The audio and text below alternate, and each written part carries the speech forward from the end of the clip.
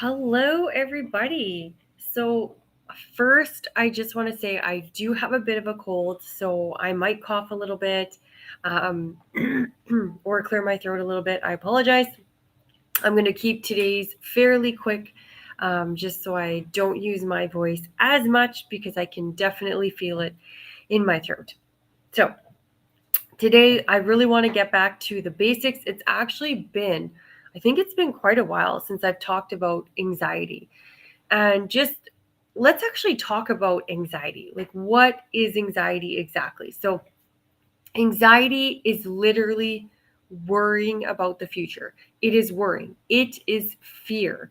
You are afraid, which is what worry is. Worrying is having fear.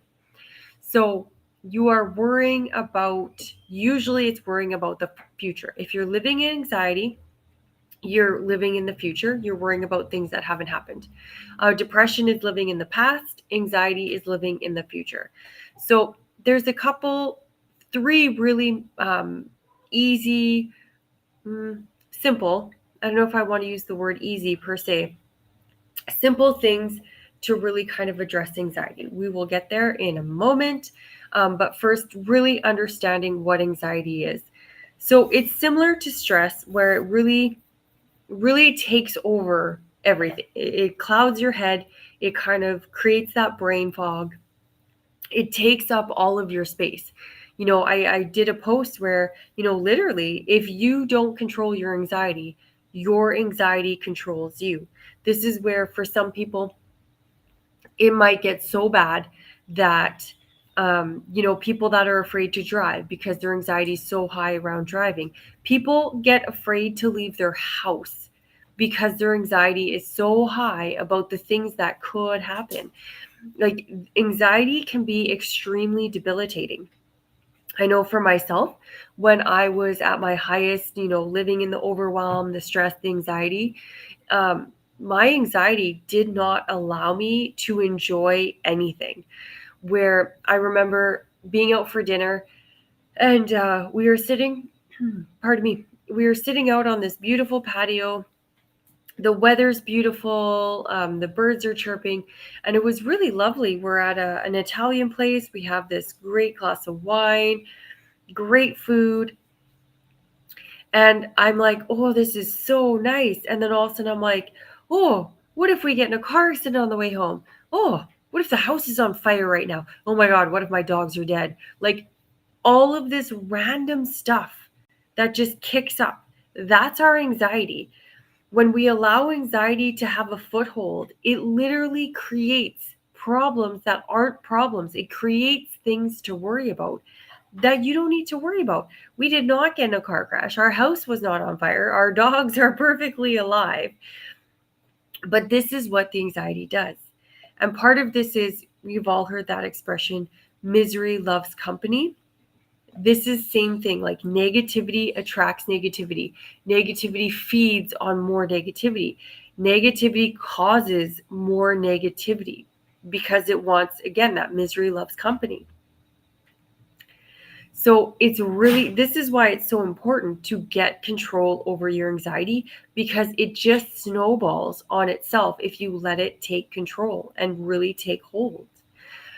So just think about some areas in your life, like, last time you went out, you're hanging out with friends, maybe you have it's a group night, maybe it's a dinner, maybe you have drinks with the girls or something, beers with the guys.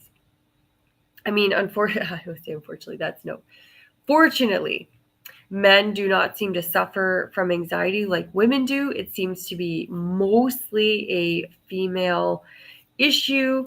Men definitely can get anxiety. It's just not as common. They have to have way more on their plate for them to get this than we do. Not quite sure why that is. I think it's because we are more emotional. Just genetically, we are more programmed to be more emotional with all our hormones and stuff like that. But that's just that's my experience. That's what I see. That's what I hear from people. So you can disagree if you like. Um, think about the last time you were out trying to enjoy something. Did you actually stay present in that moment? Did you enjoy those drinks with your friends? Did you enjoy that party or games night or gathering, whatever it was? Even if you were just out with your spouse, did you sit there, and enjoy everything that was going on? Or did those little things creep in and try and, ruin your night, take away your happiness? That's exactly what anxiety does. It takes away, it steals our happiness. So really think about, because some people are like, whatever, I don't have anxiety, but we don't necessarily notice. You're in the car, your spouse is driving, someone else is driving. Are you sitting there clutching the edge of the, door, just like waiting to die? You know, I personally, I've never been in an accident when I've been driving, but I've been in 5 car accidents with other people driving. So I am a terrible, terrible passenger. I would get such high anxiety anytime someone else was driving that until my boyfriend and I got together, I just about never let anyone else drive. I did all the driving all the time or took a cab because I just didn't trust other people. So this is one of those, again, it's debilitating, where I couldn't barely hold on a conversation with someone because I was so afraid we were going to get in a car accident. Obviously, this is not healthy, that amount of fear. And of course, depending what happens, if they put on their brakes harder than I do, wait longer to hit the brakes than I normally do, my anxiety's already up here. All of a sudden, I'd be like, oh my God, we're going to die. All of a sudden, I'm sweating. I'm darn near having a panic attack just by being a passenger in a car. Like, this is not healthy. And it's one of those, today I've come to learn that when my boyfriend, because my boyfriend does drive a lot now, and I love it. Now I love not having to drive everywhere. It is such a relief, but it's one of those where, and I always say, we are responsible. You need to take responsibility for your life. We are in charge. Sorry, my big guy is whining at me. I don't know what he wants. If you hear him, I apologize. But take responsibility for your life. Understand that we make all of our choices. We decide. So last time I remember being anxious as my boyfriend was driving. I just thought, hey, I made this choice.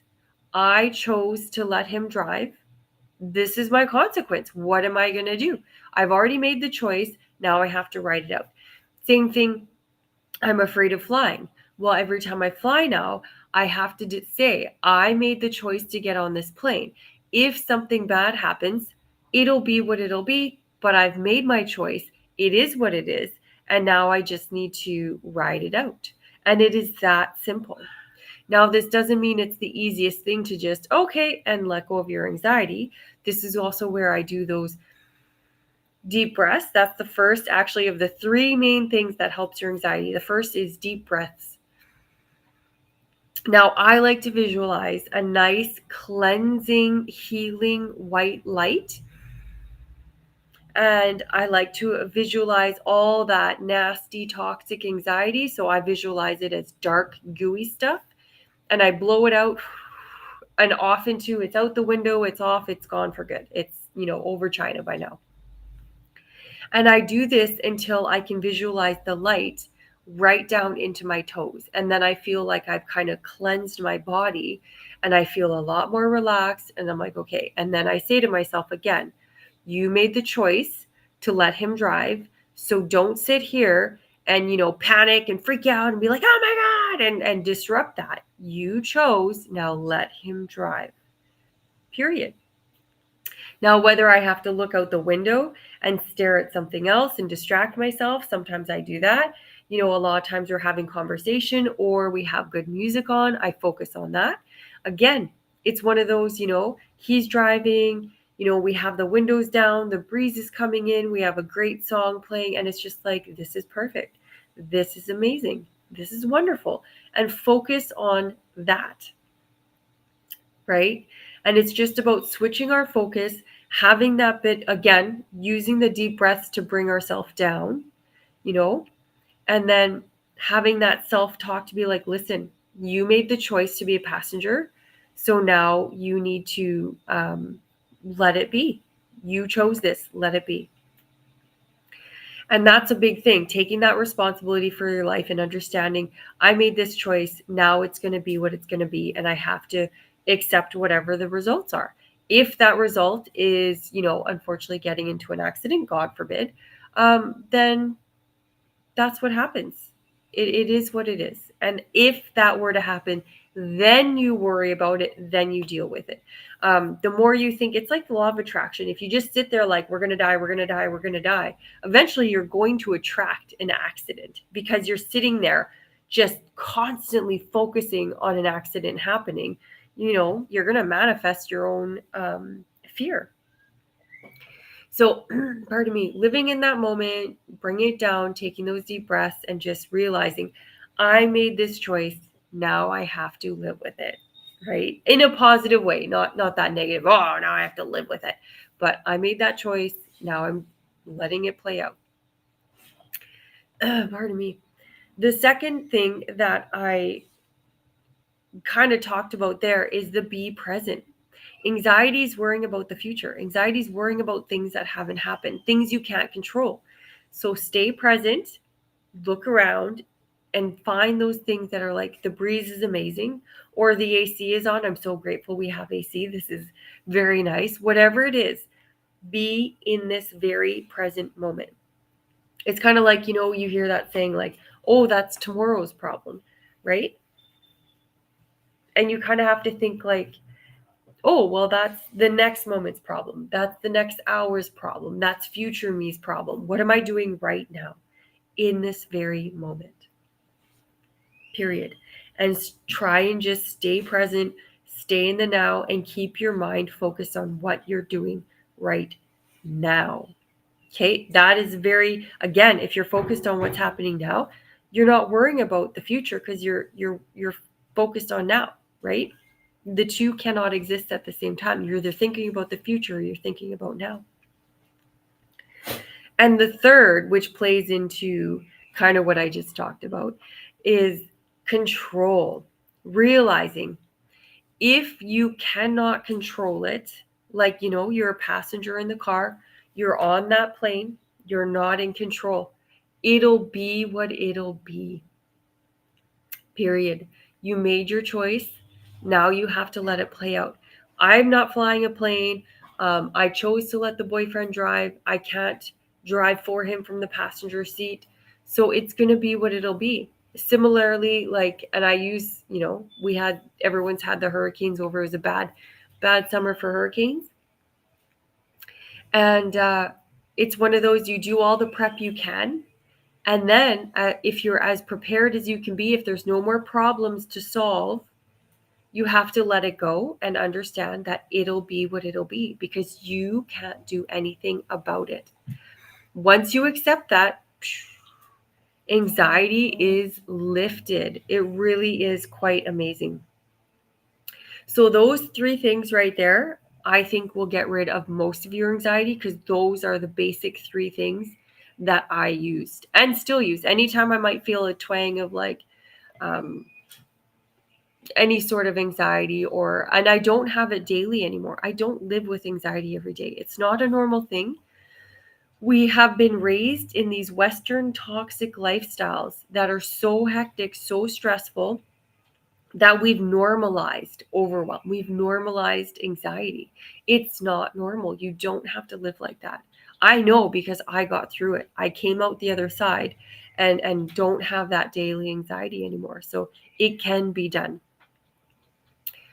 So just keep those, whether you have to write them down, keep those in mind, put them on Post-its. I tell my clients to have little Post-its on the laptop if you work on laptop, on your mirror, on your desk, wherever you work.